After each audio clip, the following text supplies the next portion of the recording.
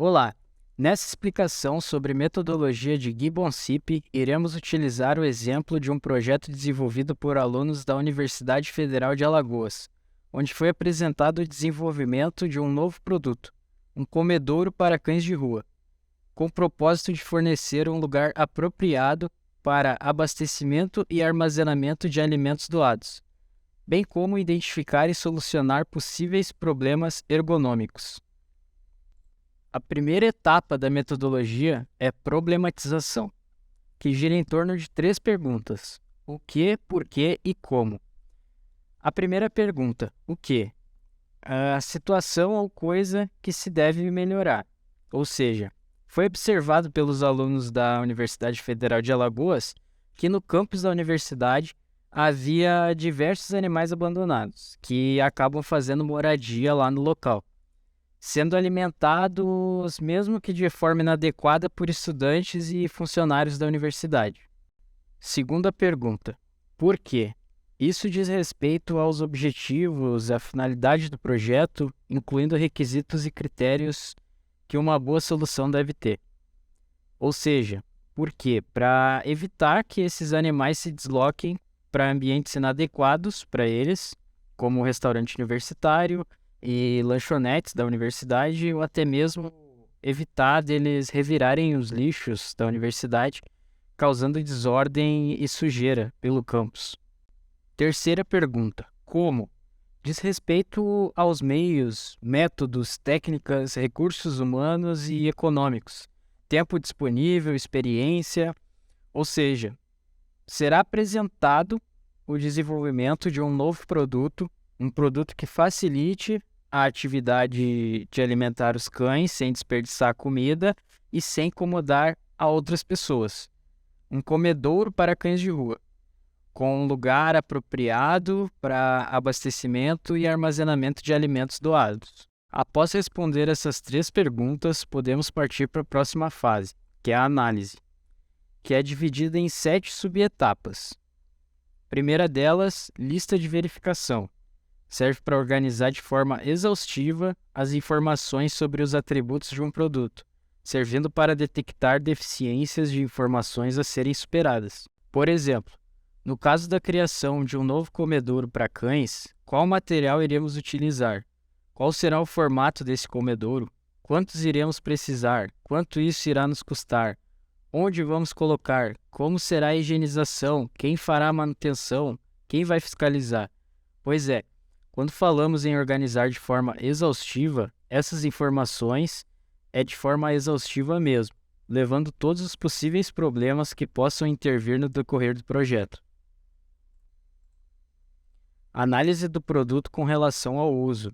Serve para detectar os pontos negativos e criticáveis. Pode-se utilizar um painel de fotografias com os comedouros para cães da atualidade, para analisar oportunidades de melhoria. Análise diacrônica. É a coleção de material histórico para demonstrar a evolução e as mutações sofridas por um determinado produto no transcurso do tempo, como demonstrado nas fotos abaixo. Análise sincrônica. Serve para reconhecer o universo do produto em questão. No caso, o que já está sendo oferecido no mercado, média de preço desses produtos e como são fabricados, para evitarmos criar algo que já existe. Análise estrutural. Serve para reconhecer e compreender os tipos e o número dos componentes, dos subsistemas, bem como os princípios de montagem, tipologia de uniões e tipos de carcaça de um produto. Nesse caso, a análise estrutural foi desenvolvida a partir da observação de um produto similar, conforme na figura abaixo. Ela foi fundamental no conhecimento e compreensão de todas as partes do produto, tais como componentes, capacidade de armazenamento, estruturas, suportes, materiais, acabamentos e sistemas. Análise funcional. Serve para reconhecer e compreender as características de uso de um produto.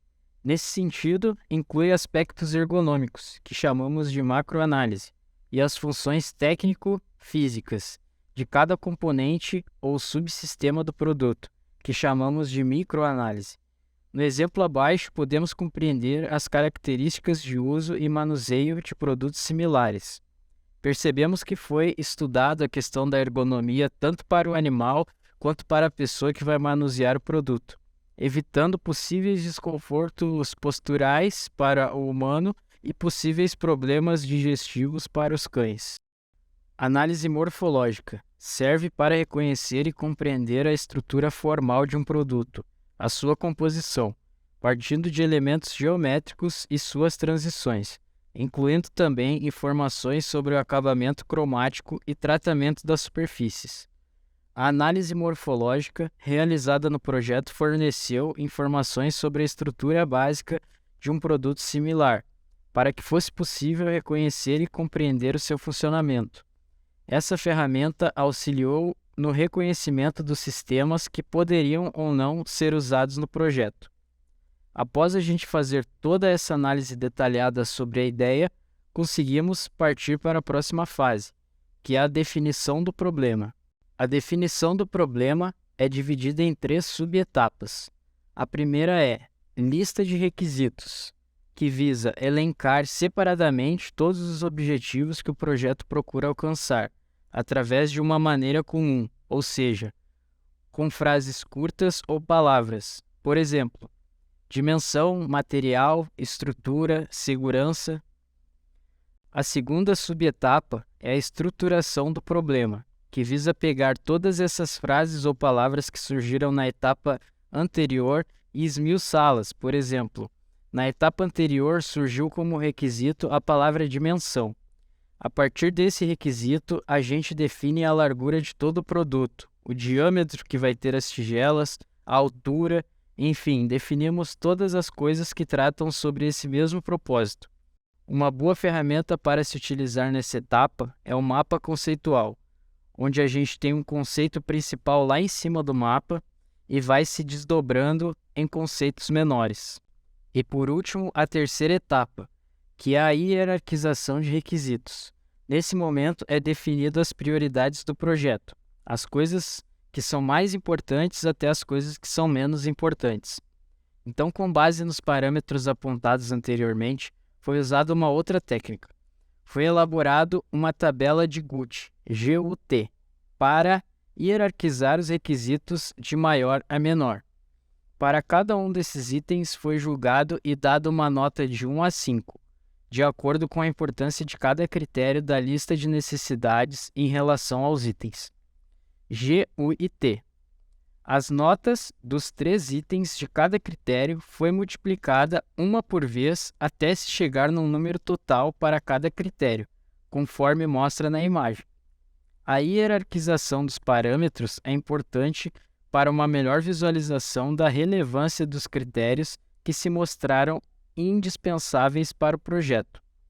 Por fim, todos os dados até aqui coletados deverão ser aplicados na próxima etapa, que é anteprojeto e geração de alternativas. O objetivo das técnicas para a geração de alternativas é facilitar a produção de um conjunto de ideias básicas, como respostas prováveis a um problema projetual. Nessa etapa são utilizadas as ferramentas de brainstorming, método 635, método de transformação, caixa morfológica, criação sistemática de variantes, desenhos e esboços, maquete e modelo. Brainstorming. Creio que seja o método mais conhecido. É um momento que deve ser super descontraído. Pode ter comida, bebida, deve ser um lugar confortável. E uma das pessoas tem que ficar responsável por anotar as ideias, e um líder que vai orientar o grupo e guiar a conversa. A gente pode dividir esse processo de geração de solução, que é o brainstorming, em algumas etapas. A etapa de ideação, que é a fase mais criativa. Nessa etapa, o líder vai estimular a geração de ideias na direção que ele pretende, com o objetivo final em mente, sem julgar ou excluir qualquer ideia. No começo, a gente pode ter um fluxo de ideias bem alto e ir baixando com o tempo de reunião.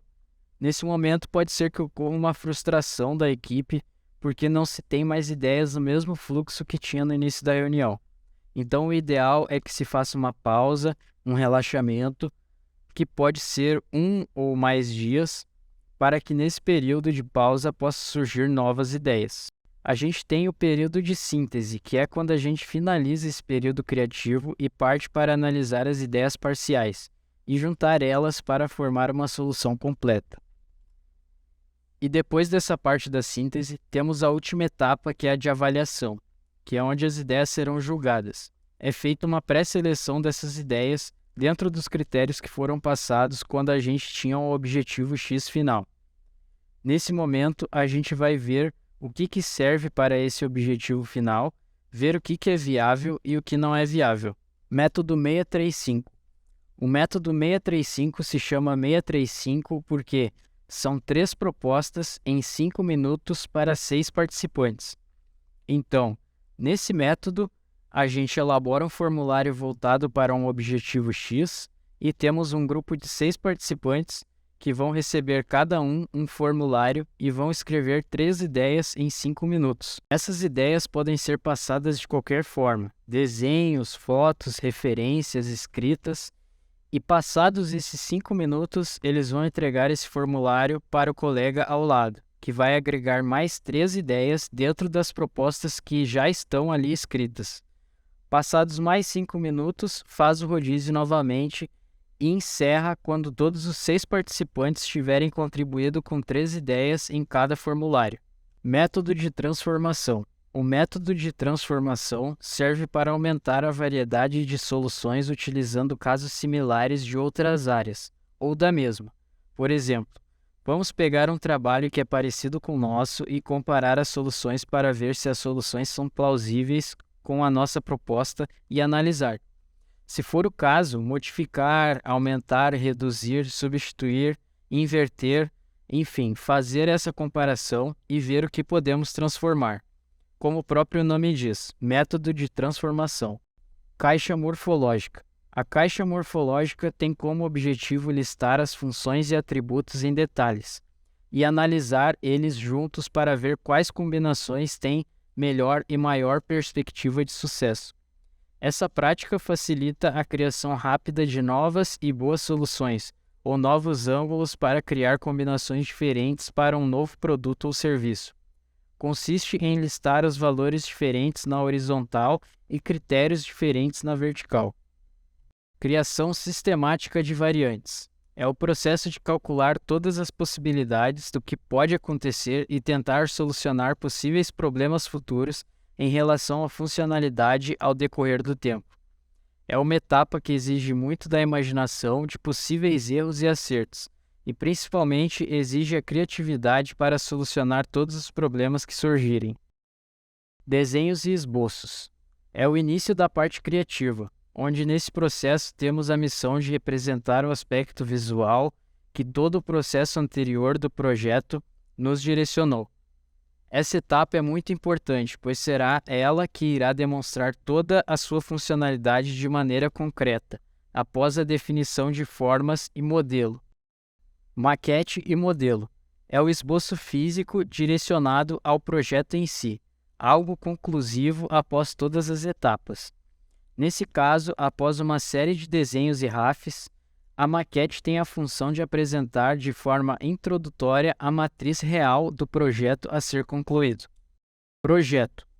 A definição dos requisitos e segmentação das etapas definem o êxito de um projeto em diversos aspectos.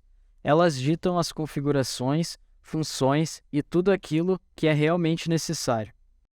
Um projeto bem-sucedido é reflexo de um segmento fiel de etapas de determinada metodologia. Nesse caso, concluímos que o projeto foi bem desenvolvido e, por consequência, terá uma excelente execução durante o seu uso.